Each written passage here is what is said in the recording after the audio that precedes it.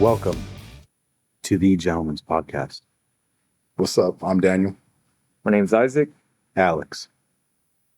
We're the gentlemen. We are the gentlemen. I really am a gentleman. We all are. I want to talk about why it's so hard to stay motivated. It's not. Well, for you, it's not, maybe, but, for some other people, they have a harder time. So I just kind of want to talk Staying motivated for what? That's the question. What kind of motivation? Financial motivation? Sexual motivation? No problem there. Well, he's checking off every fucking... That's you, bro. Maybe we don't need you on this. All right, I'll see. No. We need to hear it. We need to hear why. Well, you guys tell me why it's hard to get motivated, and I'll tell you why it's not hard. All right. All right. I'll hit this one first. Okay. So, financial motivation, it's not always about spending. It's not always about making it, but it's all that together. Because sometimes you will be locked in comfort to the point where you will have no motivation to make no money. So you find it hard to be motivated financially? Depends on your situation, who you are. So No, but we're talking about you. For me, it's not hard to have motivation, which I've always had motivation. See, he's on my side. Financially, yes. Oh, do you struggle in any areas of life to be motivated? At different times, yes. Yes. Okay. But that's everyone. Everyone's going to have that point where they're comfortable. Mm-hmm. And I disagree. okay, well, let me finish. You can't live in comfort. You can live in comfort. That's your problem. There's a lot of people that do live in comfort. You can't say they don't, because that's the perfect example of a person living in comfort. It's like people in Section 8 who are constantly getting a paycheck to sit at home and do nothing. That is comfortable. So comfort, like in settling. I'm good. Settling. I don't need to go above. I don't need to do. Yes. And then you got guys like, say in my instance, I got a wife and kids. I think a lack of motivation means you have a weak mind.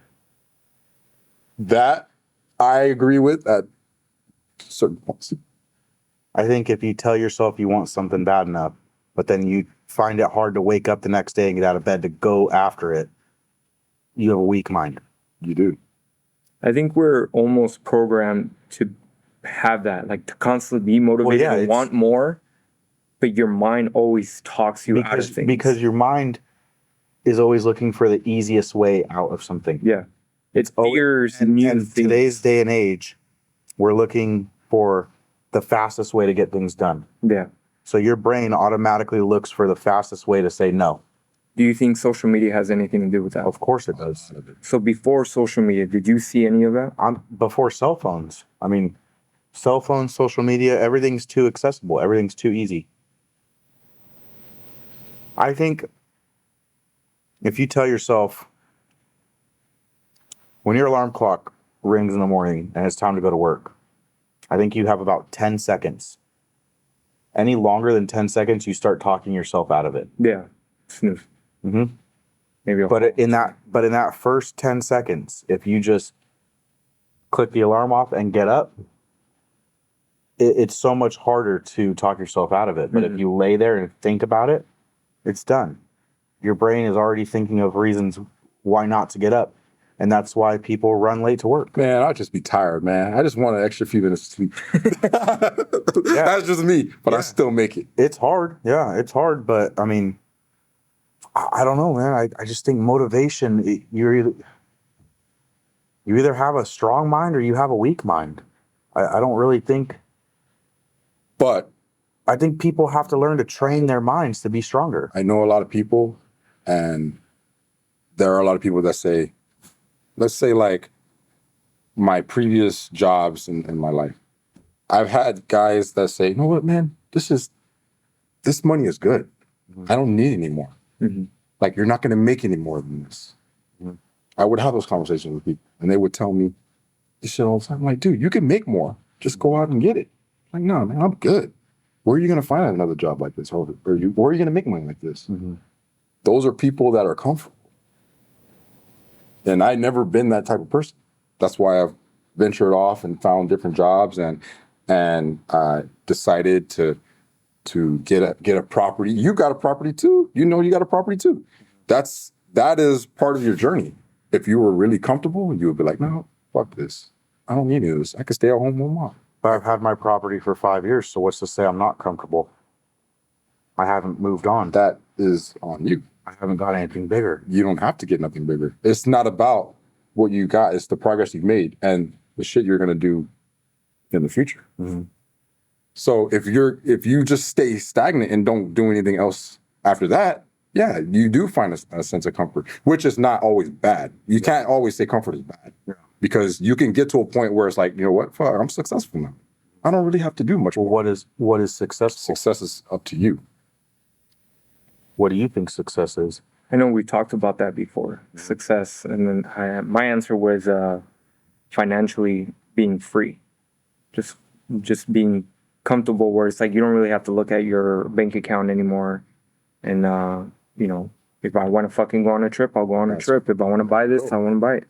Not have to worry about, oh fuck. Nah, I think there's more living paycheck to paycheck. I think there's many forms of success. So success is very hard to define, because you can have financial success, you know, and for some people, financial success might be $100,000 a year. Other people, it might be $1 million a year. And then you've got, you know, health.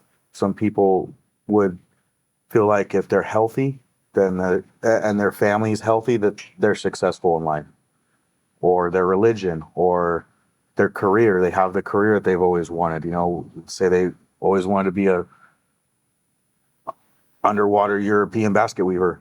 What the hell is that? Oh, somebody underwater basket weaver. There's a category. Underwater for fucking 8 hours. Yeah. Weaving baskets in Europe. You know, somebody out there wants to do it. So yeah, I think there's a lot of forms of success, but for me, I think it would just be, I don't know, man, like mentally. Mental toughness. Mental toughness, and just, I don't think you're ever going to have everything you want. You know, I don't think you're ever going to have enough money. Like right now, if you made $250,000 a year, you're going to say, oh, next year I want to make $350,000. To some, because then to his point, there's people out there that just collect a check and, hey, I'm good. Yeah. Do you think that has anything to do with fear? A lot. No, I think it has to do with laziness. Both. I don't think it's fear. Why would you fear to make more money? There's people out there that are afraid to take the next step in life. To say like, yeah, that I don't think it's so much fear though. I think it's laziness. I think that some people, if you're making $60 an hour, and everybody knows you can make 70 or 80 or 90 or 100, they're not afraid to go make that. It's just not going to be handed to them, so they don't want to do the work. What about insecurity though? Maybe I'm not good enough. What if they pick someone else? Like, I'm set here. I've been working here for X amount of years or months. Back to the weak mind. What if I'm not good enough? Mm-hmm. That's self-talk. You got to knock that shit off. Like, that's the first thing people need to learn is negative self-talk out the fucking window. How do you do that? Mental toughness. You have to drill it into your... People don't have that. Some people are not taught that. I agree with that. Listen to this podcast right now. If you have a weak brain and you have no mental toughness, then you're a P word.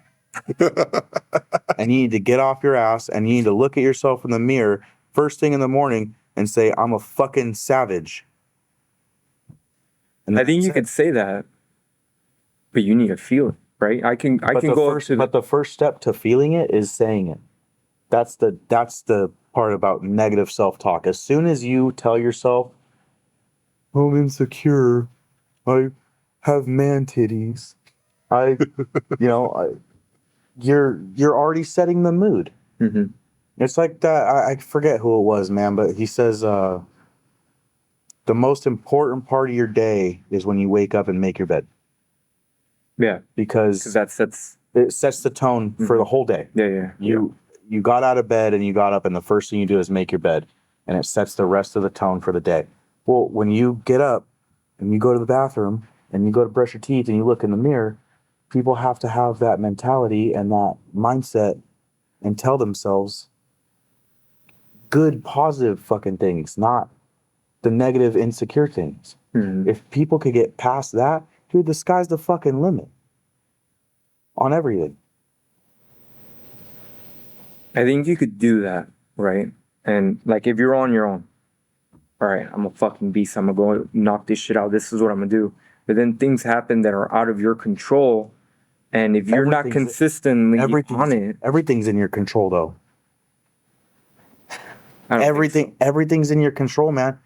Bad things happen for a reason. If everything in your life every day was good, you would not cherish anything. If every fucking day was just beautiful and good and you woke up and you made money and you didn't get in trouble and you fucking got a hand job at every red light you hit, you know? So are you saying find the good even in bad situations? Yeah, you have to, man. You have to That's find what right there. you have to find the good in bad situations. I believe that. You know? I know we've talked about Yeah, something like talk that about it, before. Yeah. I dealt with that shit. You know, coming out of bad situations and then fucking talking to myself like, man, fuck this. We talked about this on another. I'm not trying to sit here and pretend like nothing bad ever happens to me and that my life is so great, because it's not. But you have to look for the positive in the negative. That's the truth. So how long has your journey been to get to where you're at? Still to where I'm at, it's still going. My journey hasn't ended. Yeah, it's not over. There you go. Had you had answered that differently, then we would have known where you're at. Because we even talked about like that comfort thing. You're never ending. You're still going. You're still learning. You're still Man, doing there's- this. there's- You're not, even if you have your own spot, even if you're financially good, even if you're healthy, your body looks good and stuff like that. Not because I've seen you without clothes or anything. You could just tell. Hitting on me right now. Is that how I hit on people? Just married. man. That's No, man. really bad. That's really bad. There's plenty of days, dude, that I don't feel like getting up and going to work. I don't feel like getting up and going to the gym. I don't feel like cooking fucking ground turkey and rice. I'd rather go to the fucking McDonald's drive-thru because it's easy and convenient. On those days, how do you combat that then? How do I fight against that? Mhm. I just tell myself no, and I have to fucking remember what my goals are. There's days that I fail. Mhm. There's days that I leave the gym and I'm hungry and I think to myself, I got to go home and cook something healthy that's going to take me however long, 30, 45 minutes. And fuck, man, I'm wiped out. I'm tired. I just want to sit on the couch and watch a show and eat a meal. And that's it. I don't want to have to sit there and cook it. There's days I fail and I fucking pull into that drive-thru and I get that fucking double cheeseburger and fries and a fucking soda. And I instantly regret it as soon as I'm fucking done eating it. Mhm. Yeah. I'm like, you fat, lazy piece of As soon shit. as your fucking stomach hurts. No, not even that, dude. It's just so on the other days when I'm driving and I see that fucking McDonald's sign or whatever it is, I have to remind myself, like, well, I just spent 2 hours in the gym working my fucking ass off. Wasted your fucking time. Yeah. Yeah. Pretty much. So, Yeah. so I just remind myself, man. And like I said, you have to take over that little weak part of your brain. Your brain is always trying to fucking play tricks on you. And it's always trying to take the easy way out. I think we're just wired that way. Mhm. I agree. And I think every year it gets worse and worse and worse. That's why I get in arguments with people, man, about depression. You know, again, I just think it's a fucking weak part of your brain. That if you really don't want to be lazy, you really want to be successful, if you don't want to be depressed, you fucking man up, woman up, put your big girl panties on and just fucking tell yourself to snap out of it. It's not going to happen in a day. You got to work at it every day. But you have to fucking control your mind. Your mind can't control you. So then let's put that into a category of maybe there's people that are just lazy. There's people that are lazy but are wanting it. They just need to be woken up. They need to be mindful. Like you had said, some people don't even know that's a thing. That you have to be mindful and almost catch yourself like, whoa, I'm speaking this way to myself. And that's not right. I was a cigarette smoker since I was 15. And I just quit like a year and a half ago. Everybody wanted me to quit. Every girl I dated, my parents, all my siblings, cousins, nieces, nephews, aunts, grandparents, everybody wanted me to quit. Even my friends. That's fucking disgusting. You smell like an ashtray. Everybody gave me resources to quit. Everybody gave me reasons to quit.